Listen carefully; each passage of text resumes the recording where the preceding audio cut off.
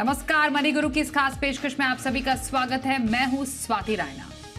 क्या आपको मालूम है कि साल 2022 में लगभग 7.5 लाख छात्र विदेश में पढ़ाई करने के लिए बाहर गए और यह आंकड़ा आगे भी बढ़ सकता है। अगर आप भी अपने बच्चे को बाहर पढ़ाई के लिए भेजना चाहते हैं, हायर एजुकेशन के लिए, या आपका खुद मन है बाहर हायर एजुकेशन का, तो आपको कैसे तैयारी करनी चाहिए, ये आज हम समझने की कोशिश करेंगे। एजुकेशन लोन कैसे ले सकते हैं, कैसे सही एजुकेशन लोन आप ले सकते हैं, ये आपको बताएंगे। निवेश की प्लानिंग शुरुआत से ही कैसे करें जिससे कि बाहर पढ़ाई अगर करनी हो तो पैसों की कमी ना हो, इस पर भी चर्चा हमारी होगी आज। और खास जो एक्सपर्ट हमारे साथ है उनका सबसे पहले परिचय करा देते हैं। हमारे साथ है लोन टैप के सीईओ सत्यम कुमार और हम फौजी इनिशिएटिव के सीईओ संजीव गोविला। सत्यम और संजीव जी, आप दोनों का बहुत स्वागत है आज के इस खास कार्यक्रम में। जैसा कि मैंने शुरुआत में बोला, शो के जो आंकड़े बता रहे हैं, विदेश में पढ़ाई करने वाले छात्रों का आंकड़ा बढ़ता ही जा रहा है। और कुछ आंकड़ों से आप सबको इसका अंदाजा भी हो जाएगा कि जैसा मैंने शुरुआत में बोला था कि 2022 में ही 7.5 लाख छात्र पढ़ाई के लिए अभी फिलहाल दुनिया के अलग अलग देशों में हैं। और उससे एक साल पहले अगर 2021 की बात करें तो विदेश जाने वाले छात्र की जो संख्या थी वो लगभग 4.5 लाख थी। तो आप खुद समझिए कि एक साल में ही कितना बड़ा जंप है ये अब्रॉड पढ़ाई करने वाले बच्चों का।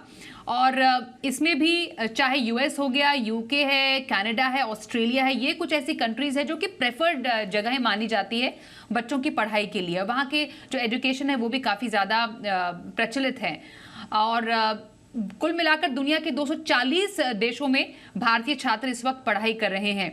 पर एक बात समझना ज़रूरी है संजीव जी आपसे, पढ़ाई का जो खर्च है वो इसी के साथ काफ़ी ज़्यादा बढ़ता जा रहा है। हम एस्पायर तो करते हैं कि अपने बच्चों को आगे जाकर विदेश में पढ़ाई करने के लिए भेजें, या जो बच्चे इस वक्त हमें देख रहे हैं वो चाहते होंगे कि 10th और 12th के बाद उनकी जो हायर एजुकेशन है वो बाहर के किसी कंट्री के अच्छे टॉप मोस्ट यूनिवर्सिटी में हो।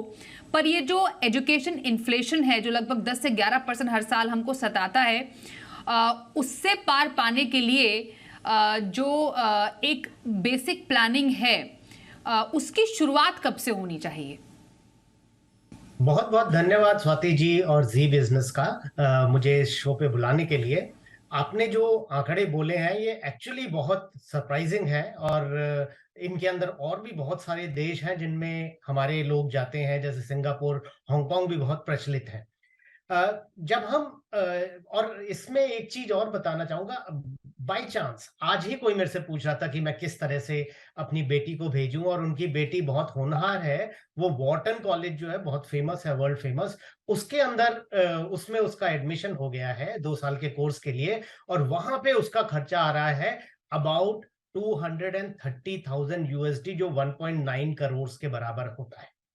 और अगर हम लोन वगैरह की बात करते हैं तो उन्होंने पहले वहां पे भी लोन लेने की कोशिश की, और यूएस में इस समय उनको लोन इतनी बढ़िया यूनिवर्सिटी के लिए भी 10.4% के ऊपर मिल रहा है। तो पहले हुआ करता था कि लोग यूएस में लोन लेते थे और काफी कम पे मिल जाता था, जो इस तरह से जब सर्कमस्टांसेस होते हैं तब वो इतना अवेलेबल नहीं हो सकता। इसलिए बहुत जरूरी है, जैसे स्वाति जी आपने बहुत करेक्ट बोला, कि हम पहले प्लानिंग करें। और अगर हमको इस इन्फ्लेशन जो 10% मिनिमम है, उस 10% इन्फ्लेशन को अगर हमने बीट करना है, तो हमें इस तरह से प्लानिंग करनी है कि हम जो कुछ भी डालें वो कम से कम 10% 11% पे इंक्रीज हो, टैक्स लगा के 12% पे इंक्रीज हो, तब ही हम इसके पार जा सकते हैं। अगर हम अपने बच्चों को अच्छी एजुकेशन दिलाना चाहते हैं, चाहे वो इंडिया में हो, इंडिया के अंदर भी कॉस्ट कम नहीं है, और अगर बाहर हो तो बाहर बहुत तेजी से बढ़ती है। एजुकेशन इन्फ्लेशन मतलब जो साल दर साल पढ़ाई पर बढ़ने वाला खर्च है। एक तो महंगाई दर तो है ही, लेकिन उसके ऊपर जो एजुकेशन इन्फ्लेशन है, मतलब हर साल दर साल जो पढ़ाई का खर्चा बढ़ता है, आपकी यूनिवर्सिटी है वहाँ पर जो फीस बढ़ती है, उसको ध्यान में रखते हुए आपको पढ़ाई का अपनी प्लानिंग करनी होगी। जैसा संजीव जी ने भी बताया कि लाख से करोड़ तो कहीं नहीं गए, पर औसतन देखा गया है सालाना खर्च जो एक अंडर ग्रेजुएट कोर्स का ही मान लेते हैं, कनाडा हो गया, यूएस, यूके, ऑस्ट्रेलिया है जो काफ़ी प्रेफर्ड जगह है, वहाँ पर 11 से लेकर 40 या 50 लाख तक का खर्चा सालाना। इन्वेस्टमेंट प्लानिंग बहुत इंपॉर्टेंट है, पर इसके लिए कई बार हमें लोन लेने की ज़रूरत पड़ती है और एजुकेशन के लिए लोन काफ़ी आसानी से उपलब्ध है। सत्यम, एजुकेशन लोन लेने वालों का भी आंकड़ा काफ़ी ज़्यादा बढ़ा है, क्योंकि जो एक डेटा है और जो आंकड़े बताते हैं वो ये है कि पिछले 10 सालों में जो बच्चों ने एजुकेशन लोन लिया है उसमें लगभग 250% की बढ़ोतरी हुई है। दैट मीन्स पिछले 10 सालों में अब तक बेसिकली 4,61,000 छात्रों ने एजुकेशन लोन लिया है। इसको हम अगर कोरिलेट करें बाहर जाने वाले बच्चों की संख्या से, ये काफ़ी सिग्निफिकेंट नंबर है जिन बच्चों ने एजुकेशन लोन लिया है। आपसे समझना चाहेंगे आजकल के टाइम में एजुकेशन लोन मिलना कितना आसान है और बेसिकली इसमें कवर क्या क्या होता है। जैसे कोई बच्चा इस वक्त हमें देख रहा है, वो एजुकेशन लोन लेना चाहता है, उनके पेरेंट्स देख रहे हैं, तो एक एजुकेशन लोन में क्या क्या कवर होता है जिससे उनको फायदा होगा? नमस्कार स्वाति जी, धन्यवाद शो में आमंत्रित करने के लिए। आपके द्वारा मैं बताना चाहूंगा कि एजुकेशन लोन के अंदर भी हमको इसको दो तरह से देखना चाहिए। एक जिसको हम एजुकेशन लोन कहते हैं और दूसरा जो एजुकेशन के लिए लिया गया लोन है, ठीक है ना। तो अगर हम एजुकेशन लोन की बात करें, ये एकदम आइडियल सिचुएशन है और भारत सरकार ने और रिजर्व बैंक ऑफ इंडिया ने, दोनों ने इसके लिए काफी कुछ सहूलियतें दी हैं और वो एक अद्भुत प्रोग्राम है अगर हम अवेल कर पाते हैं। परेशानी की बात क्या है कि उस सेगमेंट में काफी हिस्टोरिकल डेलिंक्वेंसी काफी रही है, इसलिए बैंक्स या कई सारी वित्तीय संस्थाएं उस तरह का लोन नहीं करना चाहती हैं और इसके वजह से एक नई तरह की संस्थाएं आ गई हैं, वित्तीय संस्थाएं ही हैं जो कि पर्पस एजुकेशन है, लेकिन वो एक तरह से पर्सनल लोन है जो कि आप मतलब किसी भी पर्पस के लिए यूज कर सकते हैं। हालांकि वहां पे आइडेंटिफाइड पर्पस एजुकेशन है, तो वो एजुकेशन पर्पस के लिए लोन देते हैं। इन लोनों में आपको अगर यूजुअल देखेंगे तो आपको टैक्स बेनिफिट्स नहीं मिलती है और एक दो सर्टिफिकेशंस होती हैं जिससे कि रेमिटेंस विंडोज में काफी टैक्स ब्रेक्स मिल जाते हैं, वो सारे सर्टिफिकेट्स नहीं मिलते हैं। तो ये दोनों लोनों को थोड़ा हमको अलग करके देखना पड़ेगा। अगर हम प्राइमरी बात करते हैं एजुकेशन लोन, तो 4 से 5 लाख रुपए तक की जो लोन है उसमें वो collateral free, government dictated terms and conditions के हिसाब से होती है और वो जो है आपकी किस तरह के इंस्टीट्यूट आपने सेलेक्ट किए हैं, क्या पर्पस है, इन सबों को देखते हुए मोस्टली सरकारी बैंक्स और कई सारे high quality private sector banks उसको मुहैया कराते हैं। अब उससे ऊपर का जो लोन है, जैसा कि हम देख रहे हैं कि खर्च जो है 30-30, 40-40 लाख, 15 लाख, 20 लाख रुपए जा रहे हैं, उससे ऊपर का लोन कोलैटरलाइज लोन मिलता है जिसमें कि कोई भी प्रॉपर्टी मॉर्गेज करके या इंश्योरेंस पॉलिसीज वगैरह मॉर्गेज करके उस लोन को अवेल किया जा सकता है। तो ये जो लोन है, जैसे हाउसिंग लोन इंडिया में काफी सस्ता होता है, उसी तरह से काफी सस्ता होता है, इस पे टैक्स बेनिफिट्स भी मिलता है और ये सारा कुछ मिलता है। तो इसके लिए जो है थोड़ी सी हमको बैंक के साथ पहले से प्लानिंग, साथ में मिलकर के प्लानिंग करें, तो ये एक आइडियल सिचुएशन है जिससे कि आपको कभी भी ओवरबर्डन की सिचुएशन नहीं होगी। जैसे कि हमारे साथी पैनलिस्ट भी बता रहे थे कि यूएस में देख रहे हैं तो एजुकेशन लोन 10.5% पे मिल रही है, जो कि यूएस नॉर्मली 2.5%, 3%, 4% के लोन रेट के हिसाब से जाना जाता है। तो इतने हाई लोन पे, इतने हाई इंटरेस्ट रेट पे लोन लेकर के वापस अगर क्या आपको वो एजुकेशन वापस उतना पैसा आपको रिटर्न दे रही है ताकि आप उसमें से आप उसकी ईएमआई या उस तरह के पेमेंट कर सकते हैं, तो रिवॉर्ड रेशियो जो है, इन्वेस्टमेंट और रिवॉर्ड रेशियो शायद देखना पड़ेगा, या बोरोविंग लिमिट और वो सारी चीजों को देखनी पड़ेगी। मेरे हिसाब से उसके लिए लोन शायद सेकेंड और थर्ड ईयर में ले तो अच्छा होगा और फर्स्ट ईयर की जो फीस है और जो कॉस्ट है वो हमेशा एज अ फैमिली या एज अ स्टूडेंट आपको पहले से प्लान करनी चाहिए, क्योंकि सेकेंड ईयर तक आप वहाँ के सिस्टम को समझ जाते हैं, बेहतर कॉस्ट ऑफ बोरोविंग वहाँ से कर सकते हैं। इंडिया से बहुत मुश्किल है बोरो करके फिर फॉरेन पढ़ाई करना, क्योंकि एक तो करेंसी का कॉस्ट बहुत ज्यादा हो जाता है, करेंसी रेट्स चेंज होते रहते हैं और उसका इन्फ्लेशन के साथ साथ करेंसी रेट चेंज के भी जो हमारे डबल इम्पैक्ट होता है। तो ये बहुत ही एक महंगा सौदा है हमारे लिए। एक एम्बिशियस है, सब लोग चाहते हैं बच्चों को पढ़ाएं, अच्छी जगह पे भेजें। ये मतलब लोग ओवर बोरो भी करते हैं। मैं चाहूंगा इन सब सिचुएशन से बचना चाहिए, अपने आप को थोड़े रेसिस्ट करना चाहिए, और प्लानिंग जैसा कि बताया कि 2 साल 3 साल पहले से शुरू करें तो बहुत अच्छा है, सो दैट आप जो एक $25,000 तक की जो रेमिटेंस विंडो है, उसके अंदर आप पर ईयर पहले से ही चाहिए तो फॉरेन करेंसी में डिपॉजिट करते रहें, ताकि आपको कई सारी जो मतलब जो एंसिलरी कॉस्ट है, जो कि आपको एजुकेशन कॉस्ट के अलावा जो कॉस्ट है, वो सारी चीजें आपको बच जाएगी, और करेंसी का भी आपको थोड़ा सा बेनिफिट हो जाएगा अगर आपने फॉरेन करेंसी में पहले से मूव किया है और फॉरेन करेंसी में ही पैसे डिपॉजिट किए हैं। तो इन 2-3 चीजों को मैं बोलूंगा ध्यान रखने के लिए। तो एक तो हो गया कि एजुकेशन लोन है, परफेक्ट है, कोई दिक्कत नहीं है, लीजिए और उसका इस्तेमाल कीजिए। लेकिन दूसरी कोई लोन जो एजुकेशन के लिए ले रहे हैं या एजुकेशन की तरफ दिखा करके दिया जा रहा है, वो काफी कॉस्टली हो रहा है, और उससे जितना संभव हो सकता है बचना चाहिए।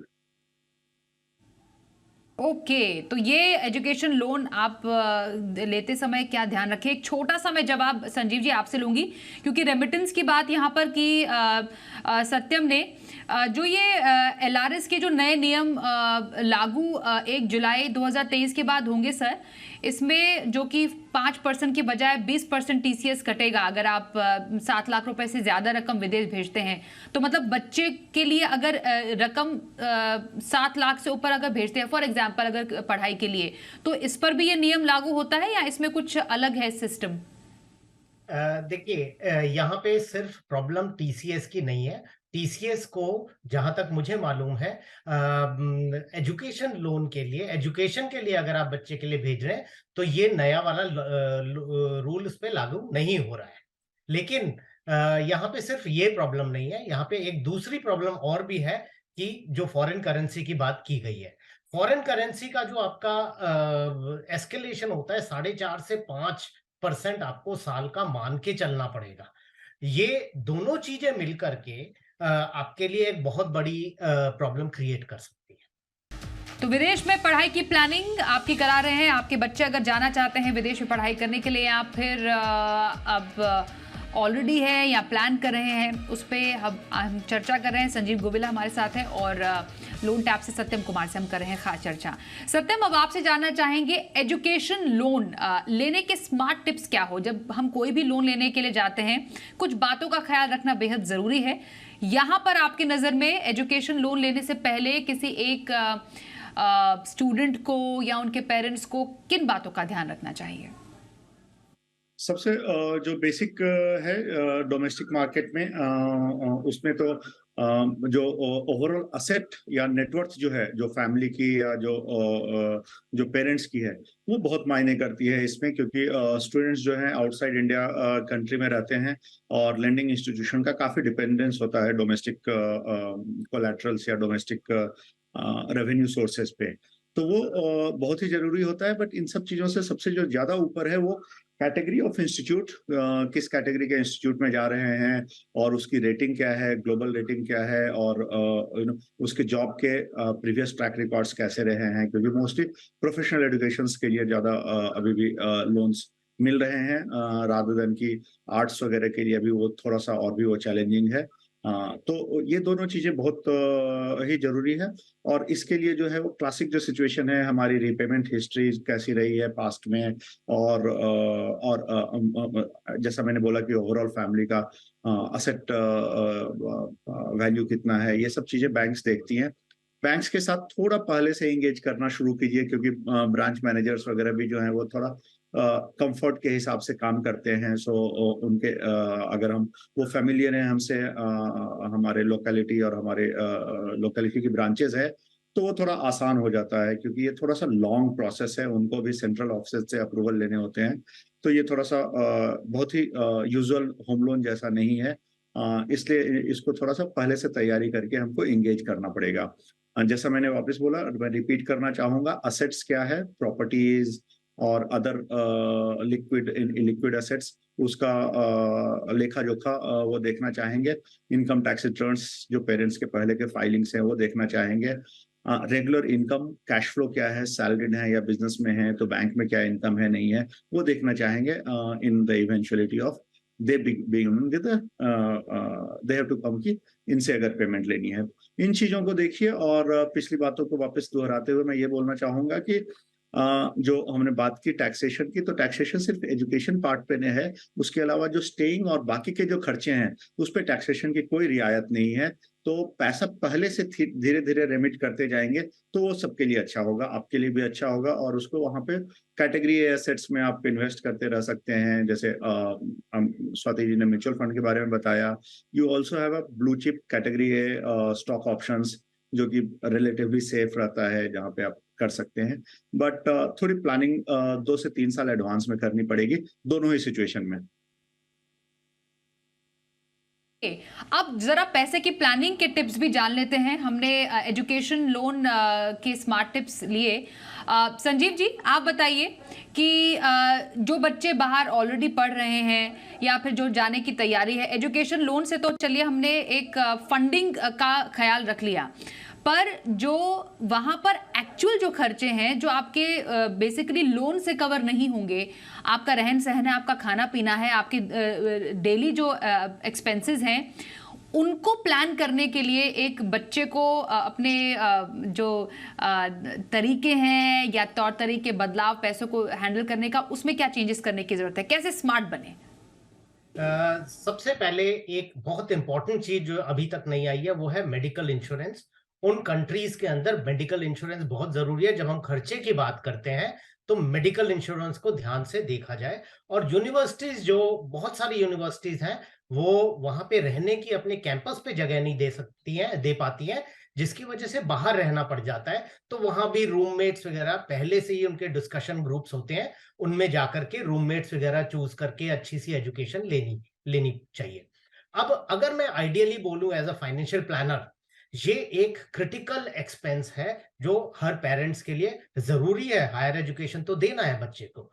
मैं अगर बोलूं तो बहुत बहुत साल पहले शुरू होनी चाहिए। मे बी हो सकता है जब बच्चा बहुत छोटा है तभी से प्लानिंग करनी चाहिए। 5, 7, 10, 12, 15 साल पहले अगर प्लानिंग शुरू कर देंगे तो बूंद बूंद से घड़ा भर जाएगा। अदरवाइज वो बूंदें आपको बहुत बड़ी करनी पड़ेंगी। तो स्मार्ट टिप्स ये है, जैसे ही आपको लगता है, अब जैसे आपका बच्चा छोटा है और आपके दिमाग में आया इस बच्चे को मैंने बेस्ट एजुकेशन देनी है, म्यूचुअल फंड्स की एसआईपीज जो होती हैं वो इसके लिए बेस्ट इंस्ट्रूमेंट है। छोटा छोटा डालिए, अपनी हैसियत के हिसाब से डालिए। लंबा टाइम है, थोड़ा सा रिस्क लेके इक्विटी में जाइए। अगर बहुत ही शॉर्ट टाइम है तो कम रिस्क लीजिए, और लेकिन इसको चलने दीजिए। और इस तरह की चीज को कभी भी आप रोकिए मत, जितना भी डाल सकते हैं डालने दीजिए। पहली स्मार्ट टिप तो ये है। दूसरी स्मार्ट टिप ये है कि आपको अपना, जब टाइम आ गया है, लोन लेने के लिए जा रहे हैं, तो टैक्स का जो बेनिफिट है आपको ध्यान रखना है। टैक्स का बेनिफिट तभी एप्लीकेबल है अगर आप ओल्ड टैक्स रिजीम में जा रहे हैं। अगर आप ओल्ड टैक्स रिजीम में नहीं है, न्यू टैक्स रिजीम में जा रहे हैं, तो फिर ये एटीसी और एटीई के जो बेनिफिट्स होते हैं ये आपको अवेलेबल नहीं होते। तीसरी स्मार्ट टिप ये है कि जब आप इनके अपना पैसा बच्चे के लिए बचा रहे हैं, कहीं से कोई भी बोनस मिलता है, कोई एडिशनल अमाउंट आपका आता है, किसी तरह की कोई आपको पेरेंट्स या किसी से आती है, डालते जाइए। अपनी उस किटी को बड़ा करते जाइए, क्योंकि जैसे स्वाति जी आपने बोला 10% का कम से कम खर्चा इन्फ्लेशन है। और उसके ऊपर अगर आप जो यूएस डॉलर या बाहर की उनकी अपनी करेंसी का जो डेप्रिसिएशन है उसको भी लगा देंगे, तो एक बहुत बड़ा एडिशनल एक्सपेंस आपका हो सकता है सालों सालों में आने वाला। अब संजीव जी, मुझे आपने बताया कि आप कैसे पैसों की स्मार्ट प्लानिंग कर सकते हैं और म्यूचुअल फंड में एसआईपी करके वहां पर निवेश करके एक अच्छी पूंजी इकट्ठा कर सकते हैं, जिसका जिक्र सत्यम भी कह रहे थे कि बेटर है कि दूसरे साल से अगर आपको लोन लेना है तो दूसरे साल से ले। पहले साल की प्लानिंग आपके बहुत सालों पहले से शुरू हो जानी चाहिए, जब आपने अपना एक प्रॉपर फाइनेंशियल प्लान बच्चों की पढ़ाई का बनाया हो। तो अब मुझे बताइए, किसी का लक्ष्य दूर हो, 10 साल तक का या किसी का लक्ष्य छोटा हो 3 से 5 साल का, इन अलग अलग टाइम होराइजन्स में कैसी कैटेगरीज और कैसे फंड्स बच्चों की पढ़ाई के लिए खासतौर पर सही साबित हो सकते हैं? आइडियल है, बिल्कुल शुरू बहुत पहले से शुरू कीजिए, 10-15 साल 17 साल पहले से शुरू कीजिए। और क्योंकि आपके पास काफी टाइम है, उस समय आपको थोड़ा रिस्क और वोलेटिलिटी एक्सेप्ट करना चाहिए। मेरा रिकमेंडेशन है कि आप mid cap type funds, aggressive flexi cap type funds, इस तरह के फंड्स में जाइए अगर आपके पास 10 साल से ज्यादा का टाइम इस समय अवेलेबल है। अगर आपका कह लीजिए 7 से 10 साल का टाइम है, थोड़ी सी रिस्क को नीचे ले आइए और लार्ज और मिड कैप कैटेगरी एक होती है, बहुत अच्छी होती है, जिसके अंदर लार्ज कैप भी होता है और मिड कैप भी होता है कंपल्सरीली। उस वाली कैटेगरी को लेके चलेंगे तो आपको अच्छी तरह से एक रिस्क और वोलेटिलिटी का और ग्रोथ का एक बहुत अच्छा कॉम्बिनेशन मिल जाएगा। मान लीजिए आप इतना पहले नहीं कर पाए और अभी 5 से 7 साल अवेलेबल है, तो भी इक्विटी में ही जाइए। मेरे हिसाब से फ्लेक्सी कैप, इंडेक्स फंड्स, ये एक बहुत अच्छी कैटेगरी बन जाते हैं। फुल इक्विटी, इन तीनों कैटेगरीज को जो मैंने बताया, इनके अंदर आपको इक्विटी का टैक्स एडवांटेज भी होगा। लॉन्ग टर्म जो गेन्स होते हैं, सिर्फ 10% का आपको टैक्स आता है जब आप निकालते हैं, और पहला 1 लाख जो है फ्री होता है। लेकिन अगर आपका और भी कम होराइजन है 3 से 5 साल का, तो बैलेंस एडवांटेज फंड्स, जो हाइब्रिड टाइप ऑफ फंड्स होते हैं और मार्केट के हिसाब से ऊपर नीचे करते हैं अपनी डेट इक्विटी को, उनके अंदर लेकर के चल सकते हैं। ओके, तो 10 साल से शुरू होते हुए 3 से 5 साल तक के लक्ष्य के लिए कुछ ऐसी कैटेगरीज ऑफ फंड्स जो आप अपने बच्चों की पढ़ाई के लिए, और अगर उनको हायर एजुकेशन के लिए देश से बाहर जाना है तो ऐसे फंड्स में शुरुआत से ही निवेश कर सकते हैं। छोटे छोटे अमाउंट से निवेश कीजिए, उसके बाद फिर उस निवेश रकम को बढ़ाते जाइए, जिससे कि अगर आपको लगता है कि 15 साल के बाद लगभग 1 करोड़ रुपए तक की रकम चाहिए, जो कि चाहिए होगी, वो आप समय पर इकट्ठा कर पाएंगे। क्योंकि जितना इंतजार करेंगे, जितना लेट करेंगे, उतना आपको और एसआईपी अमाउंट बढ़ाना पड़ेगा उस एजुकेशन इन्फ्लेशन को पार पाने के लिए। तो ये कुछ ऐसे टिप्स हैं एजुकेशन लोन के जरिए भी, निवेश की स्मार्ट प्लानिंग के जरिए भी, जिससे कि आप अपने बच्चों को विदेश में पढ़ाई करने के लिए भेज सकते हैं। और इस पर चर्चा करने के लिए सत्यम आपका और संजीव जी आपका भी बहुत धन्यवाद करेंगे हम मनी गुरु में आज हमारे साथ शामिल होने के लिए। तो आज के इस कार्यक्रम में बस इतना ही।